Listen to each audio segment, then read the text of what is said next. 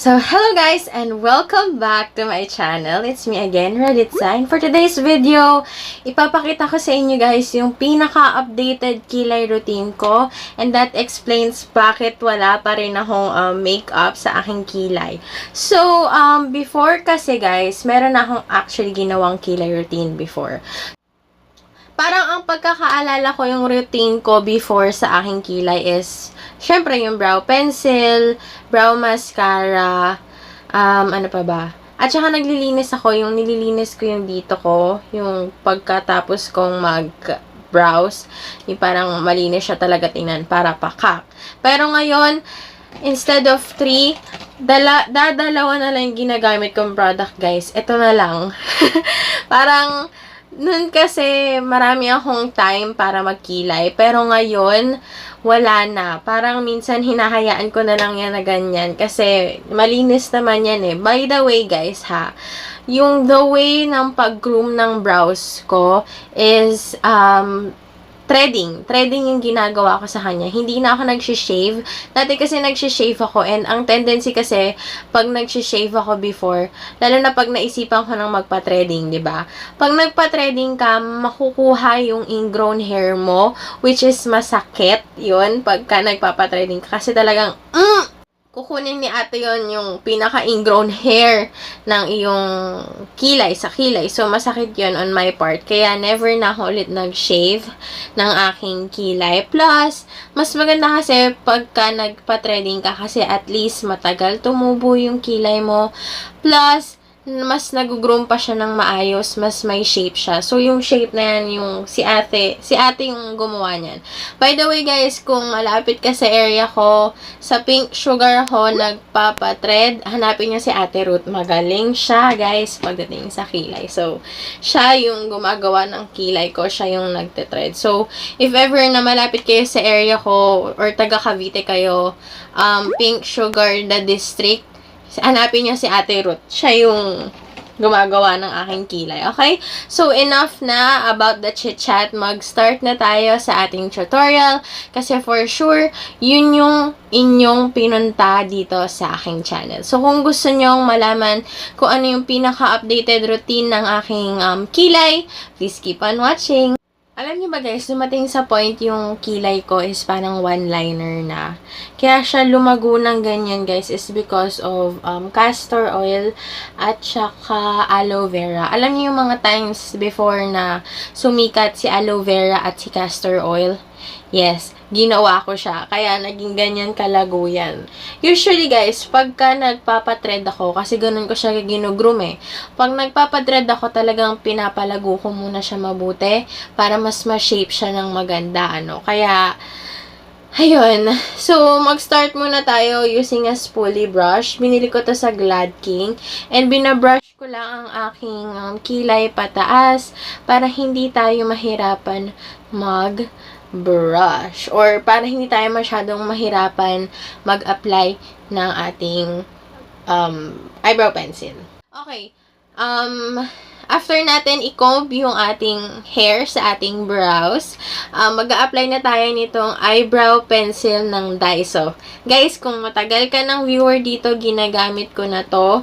Dati ang go-to ka talagang pangkilay is yung The Face Shop. Pero kasi since matagal silang mag-sale, and lagi rin ako nauubusan, kaya nag-change na ako ng go-to eyebrow pencil ko. At ito nga yung pinalit ko, yung sa Daiso, yung 88 pesos. This is in the shade dark brown. Okay? This is only 88 pesos, guys. So, malaki-laki na rin yung natitipid ko, ha? At saka, hindi siya yung ganun kabilis maputol, unlike yung ibang pencil na usually kasi pag yung mga eyebrow pencil, pag nabagsak mo once or twice, napuputol talaga sila. Pero ito, hindi pa naman. Okay. So, magsa-start ako dito. Make sure na nakikita ko rin ha. Magsa-start ako dito sa end or sa tail. Laging sa tail ako nagsisimula.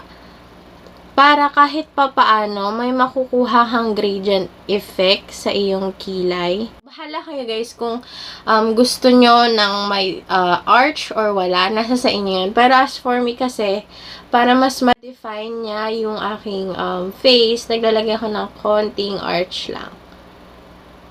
Okay, ifi-feel ko lang yan. Ifi-feel ko lang tong end na to. Parang, etong part na to, kung saan pinakamalago yung buhok ko, hindi ko masyado nilalagyan yan. Okay? After kong lagyan, ayan na siya. Binabrush ko na.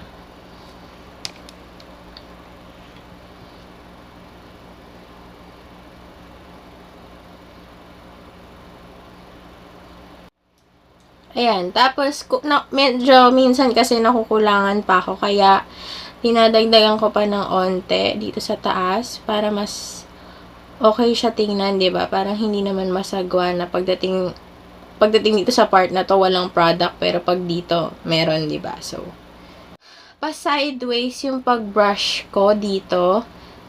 Tapos pagdating dito sa end na to, dito guys ha, sa harap pataas. Para kunwari nagagaya niya yung hair like stroke. At saka, at the same time, guys, ha, merong gradient effect. So, hindi ganon ka-drawing na drawing yung kilay. Mukha pa rin siyang natural kahit pa. And, this is the most important part of my kilay routine. And sobrang dali lang na to. Gamit ka ng finger mo. Since may nakita kang harsh line dyan, i-blend mo siya para more softer yung look mo. And then, ayan na yung brows ko.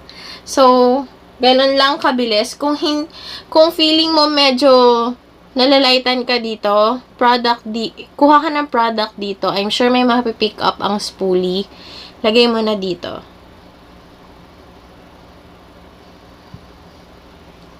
And that's it. Ganon ako mag-browse. Ganon lang ako mag-browse, guys, na hindi siya ganon ka-time consuming, unlike before na ang dami kong steps na kailangan ko palinisin yung dito para lang magmukha siyang plakado. Pero ngayon pala, na-realize ko na wala akong time for that. Kaya hinalis ko na yung, yung part na yun. Pag naglilinis ako, guys, ng brows, usually pag may mga event lang. So, ito yung Nichido Brow Gel. Ang gamit kong brow gel is itong Nichido Eyebrow Gel. 89 pesos lang to.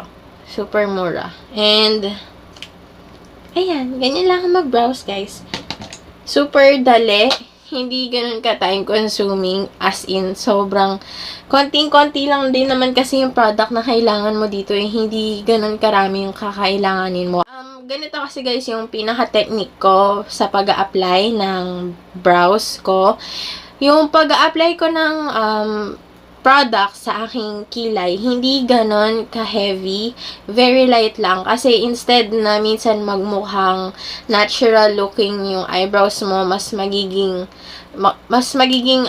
parang mas magiging itsura na sobrang plakado yung eyebrows mo instead of going natural, 'di ba? So, ayun lang. Yan lang yung ginagawa ko sa brows ko. Sobrang dali lang, di ba? So, gawin ko na yung isa kong brows and I will be right back. Okay?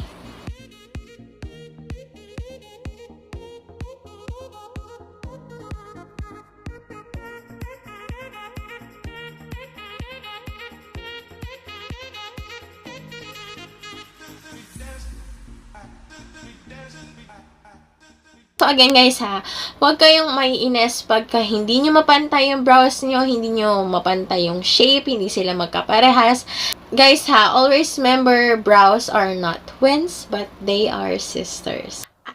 Okay, pahabol lang guys, may pa-shoutout tayo. And unang-una sa lahat, sorry kung mispronounce ko ang inyong mga names ha, okay? So, simulan na natin. Hi, Casey Seling, Shane Kakdak, Maika Angara, Casey Restores, It's Dana, Janine and Kevin, Princess Mendoza, It's Maika Vlogs, and Jenica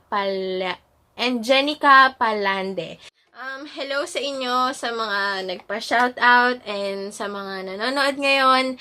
Hello sa inyo. Thank you very much. Okay guys, I am done with my brows. Yun lang yung ginagawa ko for my brows. Wala nang kahit anong echebureche, yun na yun. dalawang products na lang yung ginagamit ko ngayon. Hindi na ako masyadong nagko-concealer dito sa baba ng brows. Hindi ko na yung masyadong nililinis. Okay na ako kasi hindi naman, or wala naman ako masyadong time para gawin yon. And usually, pag ginagawa ko yon pag may mga event lang, kunwari may pupuntahan akong important na kailangan medyo plakado yung kilay ko, dun ko lang siya gagawin. Pero for everyday, like kunwari, papasok ako ng trabaho or aalis lang ako, hindi ko na ginagawa yun. Ito lang yung ginagawa ko sa brows ko. So, sana may natutunan kayo dito sa video na to. Lahat ng products na ginamit ko dito is lahat ay under 100 pesos lang. Itong eyebrow pencil ng Daiso, 88 pesos. This is in the shade dark brown. And itong Nichido clear eyebrow gel, this is 89 pesos. So, murang-mura lang, plakado na yung kilay mo, maganda na, achieve mo na yan. So, sa mga nagtatanong sa akin guys, paano naging ganyan kalago yung aking brows? Ang ginamit ko lang ay castor oil at saka aloe vera. Nililive ko siya dyan sa kilay ko for, overnight. Ganun yung ginagawa ko. When it comes to grooming naman guys, pinapa-thread ko siya, pero pinapalago ko muna siya bago ko i-thread. Again guys, ito lang yung ginagawa ko sa kilay ko, wala nang iba, dadalawang products lang in-apply ko. Kung ano yung nakita nyo at kung ano yung pinakita ko, yun at yun lang yung ginagamit ko ha. Ito yung technique ko na ginagawa ko sa kilay na tinatanong nyo sa akin kung paano ako magkilay. And sana nagustuhan nyo tong video na to and nakatulong sana sa inyo. At kung nagustuhan nyo tong video na to, please give it a thumbs up and mag-comment down below ka na rin kung anong gusto mong gawin kong video next. And nandito ka na rin naman sa channel ko, might as well subscribe and please do turn on the notification bell para pag may bago akong upload, ikaw yung unang-unang makakaalam. And that's all for today. Bye! Pretty face, pretty baby. Oh.